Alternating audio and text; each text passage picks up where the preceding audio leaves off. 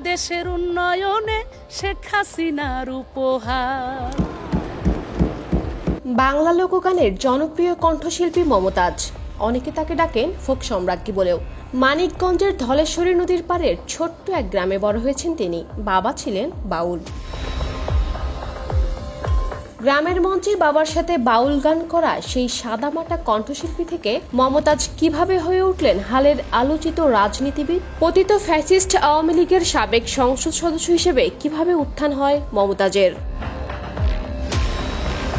1974 সালের 5 মে মানিকগঞ্জ জেলার সিংগাইর উপজেলায় জন্মগ্রহণ করেন মমতাজ। বাবা মধুবয়াতি ছিলেন বাউল শিল্পী।